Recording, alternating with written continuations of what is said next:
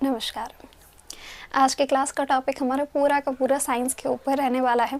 इसमें सारी ही चीज़ें आपको बताई जाएंगी, एक प्रॉपर गाइडेंस प्रोवाइड की जाएगी। शायद इसके बाद आपको कहीं भी इस इन्फॉर्मेशन कंज्यूम करने के लिए भटकना ना पड़े, क्योंकि आपको मैं एक पाथवे तो बता ही दूंगी। हाँ, यहाँ कोई साइंस पढ़ाई नहीं जाएगी, एक मार्गदर्शन दिया जाएगा, गाइडेंस दी जाएगी कि आप इस तरीके से इन चीज़ों को करेंगे तो ज़्यादा सफलता मिलने के चांसेस बढ़ सकते हैं।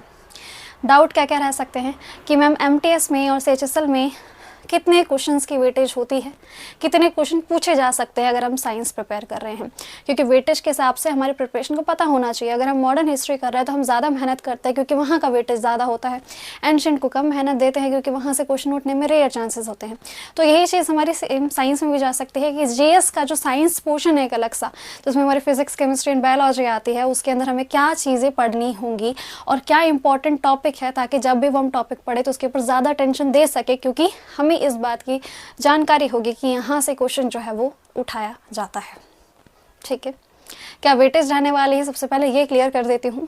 देखिए, अगर आप MTS की प्रिपरेशन कर रहे हैं तो आपका जो एवरेज बताया जा सकता है कि 3 मार्क्स का एवरेज होता है, कभी 3 से ज़्यादा तो नहीं देखे जाते हैं MTS के एग्ज़ाम में। अभी आप ये नहीं सोचना कि फिजिक्स, केमिस्ट्री एंड बायोलॉजी सबका एक एक क्वेश्चन आएगा, ऐसा नहीं होता है। SSC जो है वो आपका बायोलॉजी से ज़्यादा क्वेश्चन उठा लेता है, कभी कभी 2 क्वेश्चन बायोलॉजी के उठ रहे हैं और बाकी इन दोनों में से किसी एक को ले लिया, ऐसे चीज़ें चलती रहती हैं। तो एक एक करके ऐसा नहीं कहूँगी मैं। ठीक है, CHSL की बात करें तो क्वेश्चन 4 से 5 तक भी चले जाते हैं और उसके अंदर भी टॉपिक का यही रेशो रहता है। बस ये चीज़ है कि वहाँ पे क्वेश्चन कम, मार्क्स ज़्यादा बढ़ जाते हैं, क्वेश्चन ज़्यादा पूछ ले जाते हैं और थोड़ा बहुत डीप जाने की संभावनाएं भी CHSL में ज़्यादा होती है। बट MTS में आपका टू द पॉइंट आपका क्वेश्चन पूछ लेता है। ठीक है, एक बार आप इसके ऊपर नज़र डाल सकते हैं। ये आपके कुछ इंपॉर्टेंट टॉपिक लिख दिए गए हैं जहाँ से क्वेश्चन ज़्यादा देखने को मिलता है। ये एनालिसिस के थ्रू ही देखा गया है। सबसे पहले बात कर लेते हैं हमारे फिजिक्स की। ठीक है, एक एक करके बात करेंगे, आप इसे नोट कर सकते हैं और इन टॉपिक के ऊपर कमांड बना सकते हैं। वीडियो के एंड तक जाते आते ये भी बताऊंगी इन सब की प्रिपरेशन कैसे करनी है, कोई यूट्यूब से करनी है, कोई बुक से करनी है, क्या तरीका रहेगा, पहले समझ लेते हैं एक बारी। SI यूनिट, ये तो ऑब्वियसली है कि हर एक चीज़ के हमें यूनिट के बारे में पता हो। अगर हम एटमॉस्फेरिक प्रेशर पढ़ रहे हैं तो उसका यूनिट हमें पता हो। वेट की यूनिट क्या है, इलेक्ट्रिसिटी, करंट, इन सब की क्या SI यूनिट है, उन सब की जानकारी आपको रखनी होगी। ये सारा का सारा रट्टा वाला ही काम होता है। ठीक है, इंस्ट्रूमेंट्स, क्या क्या इंस्ट्रूमेंट्स हैं, उसके बाद हमारे इन्वेंशन क्या क्या हुए हैं, फिजिक्स के फील्ड में इन्वेंशन, उनके बारे में आपको फेमस थ्योरीज क्या क्या हैं, जैसे आपने न्यूटन्स की सुनी होंगी, उन सब के बारे में आपको थोड़ा बहुत पता होना चाहिए। और फार्मूला, जो कि बेसिक चीज़ है, यहाँ से भी क्वेश्चन उठा लिया जाता है कि आपको बेसिक से फार्मूला पता होना चाहिए, जैसे कि F=ma। ठीक है, जो साइंस बैकग्राउंड से कर रहा होगा उसको शायद ज़्यादा दिक्कत नहीं आती इन सब चीज़ों को करने के लिए, बट जो साइंस बैकग्राउंड से नहीं है, जिनको साइंस इतनी ज़्यादा समझ में नहीं आती, उनको समझाऊंगी कि तुम्हें कैसे चीज़ों को कवर करना है। केमिस्ट्री की तरफ देखें तो केमिकल नेम, देखिए केमिस्ट्री फिजिक्स के कंपैरिजन में कम ही पूछा जाता है, बट अगर पूछा जाएगा तो सबसे टॉप पे जो लिखा गया है केमिकल नेम, केमिकल नेम से क्वेश्चन उठ सकता है। बताइए बेकिंग सोडा को क्या केमिकल नेम है। ठीक है, इन केमिकल्स नेम से क्वेश्चन आ सकता है। इंपॉर्टेंट लॉ क्या क्या है, जैसे डाल्टन का जो लॉ होता है, ये सारे लॉ, तो ये सारी चीज़ें भी आपकी केमिस्ट्री में ही ऐड कर ली जाती हैं। और कुछ लॉ को सिर्फ अंदाज़ा रख सकते हैं, पूरा लॉ पढ़ने की ज़रूरत कभी भी नहीं होती है, थोड़ा बहुत अंदाज़ा रख सकते हैं। और लॉ क्या क्या होता है, जैसे कि ब्रॉन्ज की बात करें। ठीक है, पीरियोडिक टेबल, आपको कंप्लीट पीरियोडिक टेबल कभी भी याद नहीं करनी होती है, आप थोड़े बहुत जानकारी ले सकते हैं, उसी से आपको करना होगा। आपने पीरियोडिक टेबल देखी होगी तो बहुत ज़्यादा ही बड़ी होती है और उन सबको याद करना पॉसिबल नहीं है, बिकॉज हमारे पास GS के अदर सब्जेक्ट भी है। तो मैं आपको जो भी चीज़ बोलूँगी मैं प्रैक्टिकल बोलूँगी, ऐसे नहीं कि कुछ भी चीज़ आपको समझा दी, आप थोड़ी बहुत चीज़ें समझ सकते हैं।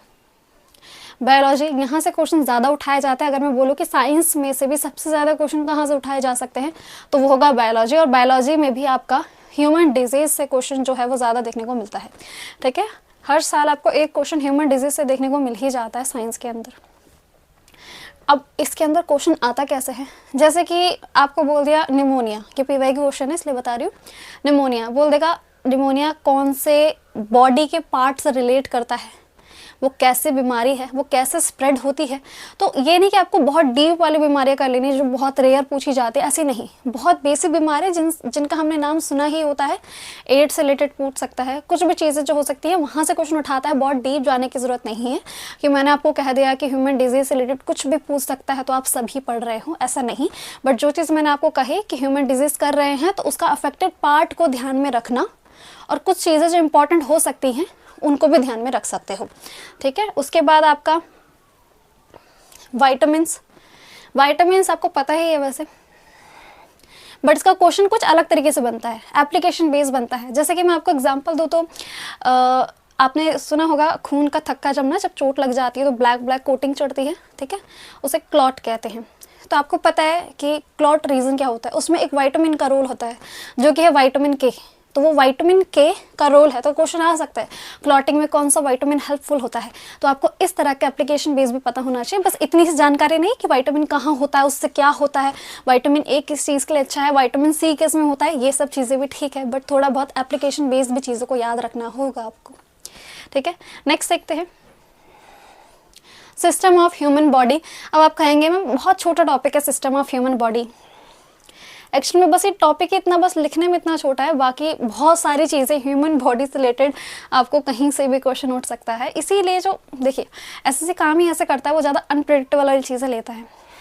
जैसे कि इन तीनों में से बायोलॉजी बहुत ज़्यादा कॉम्प्लेक्स हो सकती है, ठीक है, और बहुत ज़्यादा डीप भी हो सकती है, और रट्टा लगाने वाले ज़्यादा काम होते हैं, तो उसने डायरेक्टली यहीं से क्वेश्चन उठा लेता है वो। और ह्यूमन बॉडी में भी आपको कुछ भी पूछ सकता है रिलेटेड टू हार्मोन, कौन सा हार्मोन कहाँ से निकलता है, मेल बॉडी में हार्मोन सबसे ज़्यादा कौन सा होता है जो उनके मेल फीचर्स के लिए होता है, फीमेल बॉडी के लिए कौन सा होता है, और भी हो सकते हैं जैसे कि फ्लाइट हार्मोन जो किसको कहते हैं, जो फियर हार्मोन क्या है, ठीक है, आपका बाकी सारी चीज़ें, पिट्यूटरी ग्लैंड, ये सारी चीज़ें भी आपको पूछ सकता है, थायराइड भी पूछता है एग्जाम में, तो ऐसी चीज़ों का भी आपको ध्यान रखना होगा।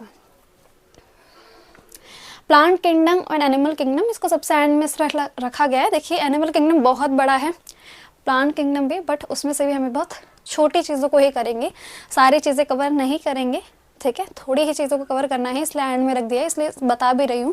पूरा कवर करने की मत सोचना, बहुत टाइम खपेगा, इससे अच्छा बाकी सब्जेक्ट को टाइम दोगे तो ज़्यादा एफिशिएंसी चीज़ें निकल सकती हैं।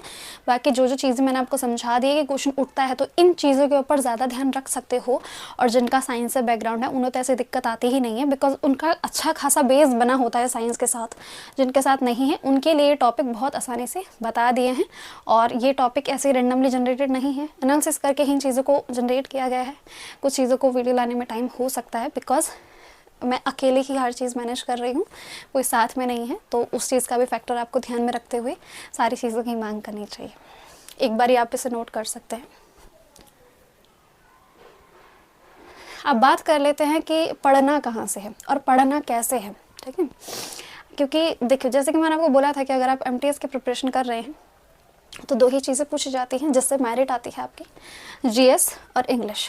और जीएस और इंग्लिश में से भी आपकी जीएस ज़्यादा इंपॉर्टेंट है। अब आप कहेंगे ऐसा क्यों, दोनों की वेटेज तो सेम ही है, वेटेज सेम है, बट आपका जो रिजोल्यूशन ऑफ टाई होता है उसमें आपका जीएस में ज़्यादा मार्क्स लेके आता है वो आगे निकल जाता है। तो ये 3 क्वेश्चन लग तो रहे हैं कि सिर्फ 3 क्वेश्चन है, बट इनका वेटेज के हिसाब से देखा जाए तो ज़्यादा होगा, क्योंकि एमटीएस के लिए 3 क्वेश्चन तो 9 मार्क्स बन जाते हैं, और 9 मार्क्स का आप रिस्क तो नहीं लेना चाहेंगे मेरे हिसाब से। सीएसएस की बात करें तो वहाँ पर भी बाकी सारे सब्जेक्ट को करना आसान है, मैथ्स के अंदर फुल स्कोर करना भी आसान है, रीजनिंग में भी आसान है, बट जीएस एक हमेशा से कॉम्प्लिकेटेड होता है और ये चेंजिंग फैक्टर की तरह काम करता है। तो बात कर लेते हैं मेन पॉइंट की कि मैम आपने टॉपिक बता दिया, अब ये बता दीजिए कि तैयारी करें कैसे, ठीक है। सिंपल सी चीज़ जो कि मैं हमेशा ही बोलती हूँ, शायद मैं थक भी चुकी हूँ इस चीज़ को बोलते बोलते, कोई अदर सोर्स की तरफ मत जाइए, ल्यूसेंट लीजिए। ये नहीं कि इस टाइम में आप बैठ के अपने स्कूल की बुक्स उठा रहे हैं कि साइंस वहाँ से कवर करेंगे, ये एक प्रैक्टिकल वे नहीं होता है, ठीक है, ये एक प्रैक्टिकल वे नहीं है। करना चाहे तो कर सकते, वरना तो मैं नहीं करूँगी। खैर, तो क्या कीजिए, आपकी ल्यूसेंट जो है, ल्यूसेंट में साइंस वाला जो पोर्शन आप कहेंगे मैम बहुत कॉम्प्लिकेटेड है, ल्यूसेंट नहीं पढ़ी जाती है, कोई बात नहीं, ठीक समझिए।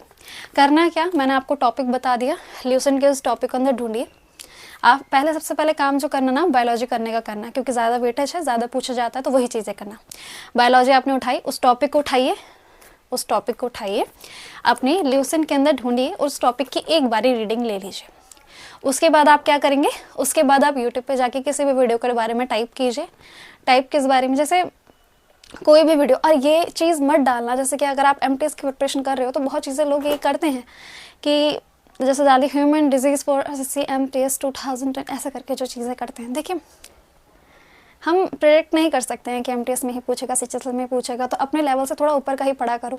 एमटीएस का सोच रहे हो तो जब वीडियो देख रहे हो तो सीएचएसएल लेवल की तक की देखा करो, ताकि जो भी टीचर है अगर वहाँ से कोई लैग कर जाता है, कुछ चीज़ें प्रॉपर वे में नहीं प्रोवाइड कर पाता है, तो सीएचएसएल लेवल में वो चीज़ें कवर हो जाती हैं। इस पॉइंट का ज़्यादा अच्छे से ध्यान रखना, तुम्हें आगे बहुत काम आएगा। हर वीडियो के अंदर तुम यही ढूंढ रहे हो ना कि एमटीएस लिखा मिल जाए तभी जाके पढ़ूंगा, तो ये तुम्हारी बहुत बड़ी गलती होगी। ठीक है, हमेशा अपने लेवल से थोड़ा ऊपर लेवल का ही पढ़ो, तभी जाके सिलेक्शन इंश्योर कर पाओगे। बिकॉज सीएचएसएल एंड एमटीएस दोनों में ही कंपटीशन बहुत ज़्यादा तगड़ा होता है। दोनों में ही बैठने वाले जो लोग होते हैं वो सीजीएल के होते हैं, जो ऑलरेडी अपने प्रिपरेशन में चल रहे हैं सालों से, और अब वो सोच रहे हैं कि एज अ टेस्ट की तरह इसको यूज़ कर लेंगे, वो आके कॉम्पिटिशन बढ़ा देते हैं। तो अपना लेवल आप एमटीएस तक में ही सीमित ना करें, थोड़ा और बढ़ाएं, ताकि एग्जाम में अगर कोई क्वेश्चन टफ भी पूछा जाता है तो वहाँ भी आप चीज़ें क्रैक कर पाएँ। जो भी एडवाइस प्रोवाइड करती हूँ वो बहुत जेन्युइन होती है, प्रैक्टिकल प्रोवाइड करती हूँ, ऐसे नहीं रैंडमली कुछ भी बोलूँगी। तो ये जो अगर आपकी कमी है कि आप भी एमटीएस देख के ही वीडियो क्लिक करते हो, तो ऐसा ना करिए, चीज़ें देखिए। ये भी नहीं कि छोटी वीडियो, बहुतों को ये भी होता है कि छोटी ही वीडियो देखूंगा। देखो, हर वीडियो में ऐसा नहीं देख सकते हैं आप। अगर कोई टॉपिक है उसको डीप में करना है तो कोशिश करें थोड़ी ज़्यादा मेहनत कर लूँ, पर एग्जाम में जब क्वेश्चन आए तो रिग्रेट ना करूँ कि पढ़ने के बाद भी वो क्वेश्चन नहीं बन पाया। ठीक है, तो डीप पढ़ लें और अपने लेवल से थोड़ा सा ऊपर ज़रूर जाएँ। ये चीज़ें क्लियर हुई। पहले एप्लीकेशन में जाके पढ़ेंगे, रीडिंग ले लें एक बारी, यूट्यूब पे जाके वीडियो सर्च करें। एमटीएस का पढ़ रहे हैं तो सीएचएसएल डाल के पढ़ लिया अगर, कोई दिक्कत नहीं है। थोड़ा बहुत एक्स्ट्रा कर लेंगे, कुछ दिक्कत नहीं होगी, बल्कि आपके लिए फ़ायदा ही होगा। क्योंकि एमटीएस वाला भी जो है वो कभी ना कभी जाके आगे की सोचेगा। कोई भी गोल ये कभी नहीं बनाता है कि मेरे को एमटीएस में ही जॉब लेनी है, मैं तो सीएचएसएल की सोचूंगा ही नहीं, मैं सीजीएल की सोचूंगा ही नहीं। ठीक है, वो एज अ बना लेते हैं कि ये हमारे लिए एज अ सिक्योरिटी जॉब हो जाएगी और आगे हम तैयारी कर लेंगे। तो इस पॉइंट को ध्यान में रखना। अब आपने वीडियो भी देख ली है, आपने पढ़ भी लिया है। इसके बाद जो आप करने वाले हैं, आप जाएंगे टेक्स्ट बुक ऐप में, वहाँ पे जाके सेक्शनल मॉक लगाने की कोशिश करिए। आपने बायोलॉजी के जो भी टॉपिक मैंने कहे वो कर लिए, अब आप सेक्शनल मॉक लगाइए, देखिएगा कुछ अदर टॉपिक भी उसमें ऐड हुआ है क्या। ये रामबाण चीज़ तो नहीं है ना कि मैं आपको कह दूँ कि यही आएगा, इसके अलावा और कोई टॉपिक नहीं मिल सकता। मैं आपको कह रही हूँ कि इंपॉर्टेंट टॉपिक है, ये नहीं कहा कि यही सारे टॉपिक है। समझ रहे हैं इस चीज़ को। तो टेक्स्ट बुक में जाइए, क्वेश्चन लगाइए, देखिए कितने क्वेश्चन मैच कर पा रहे हैं, कितने नहीं कर पा रहे हैं, और कौन न्यू टॉपिक है जो ऐड हो रहा है जिसके ऊपर आपको ज़्यादा मेहनत करने की ज़रूरत है। यही एक तरीका है। और दूसरी चीज़ जो आप गलती कर सकते हैं कि आप टेस्ट लगाने के बाद चेक नहीं करते, आप टेस्ट लगाने इसलिए जाते हैं कि आपको अपना स्कोर देखना है।